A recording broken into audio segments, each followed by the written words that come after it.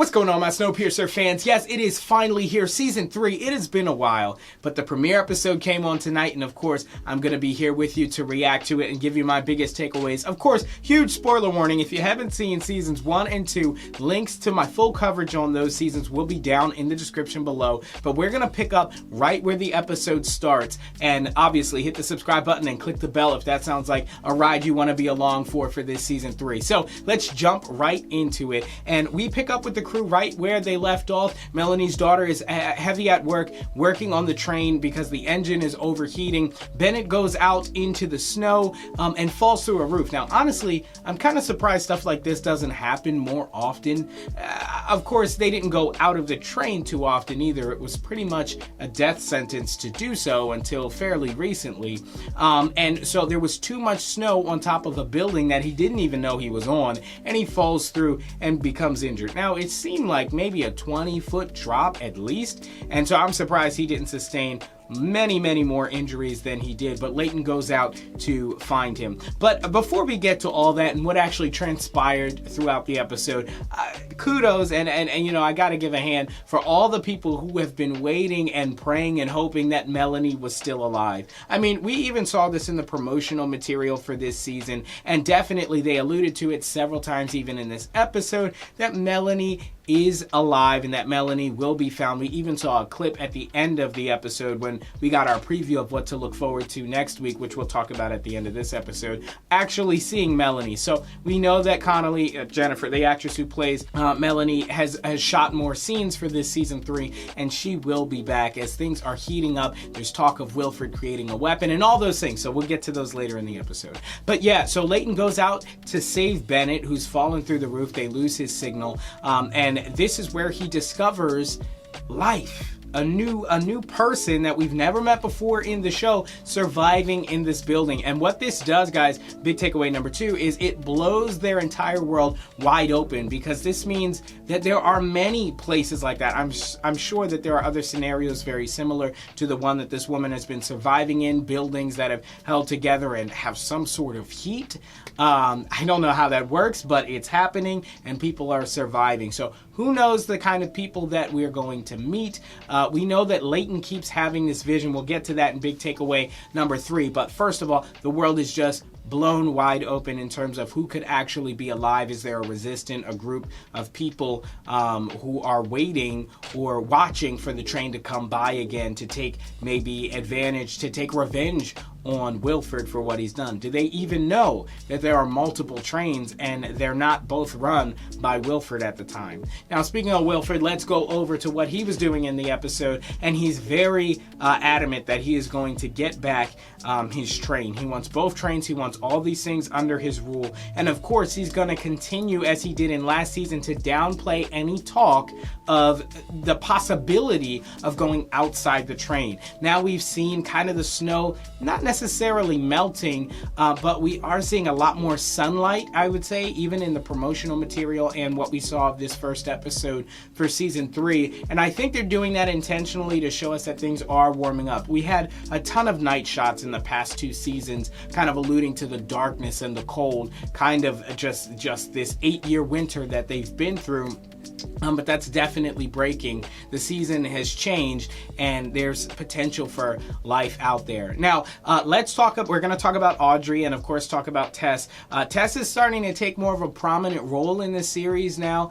She's kind of the head detective there, taking Leighton's place, because remember, Leighton was the head detective on the train, and now he's become kind of this leader of the entire resistance. That's how he elevated, kind of taking Melanie's place. They were kind of like co-captains, and then, well, Melanie is MIA right now, while she's sorely alive. Tongue twister there.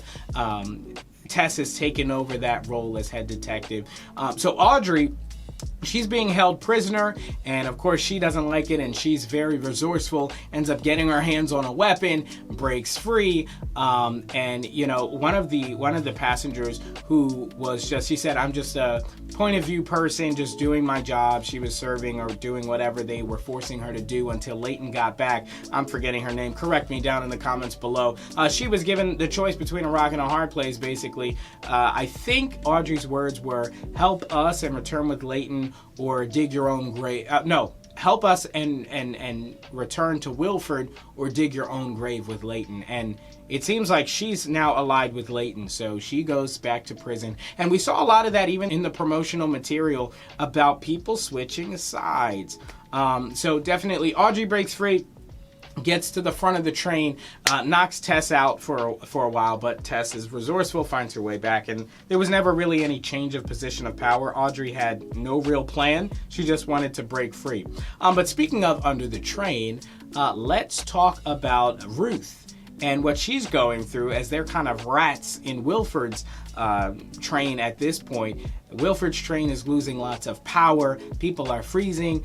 They suggest that they cut off the first class. Of course, this is the luxury end of the train with so many valuable resources probably in it, and Wilford's not having any of that, even to preserve power, to preserve heat. And the people in Wilford's train are suffering right now from extreme cold, and they're swapping classes between the heated and non-heated cars in the train in order to just keep the population, the Gen Pop, alive. So Wilford's kind of just pulling them through the mud right now as he goes after his other train in order to get Snowpiercer and to join both back together. I think it's Icebreaker and Snowpiercer. And finally, guys, big takeaway number 3 has got to be Leighton's vision. So if you notice, several times throughout the episode, Leighton would see these visions or dreams of a tree, and it appears to be in the Horn of Africa.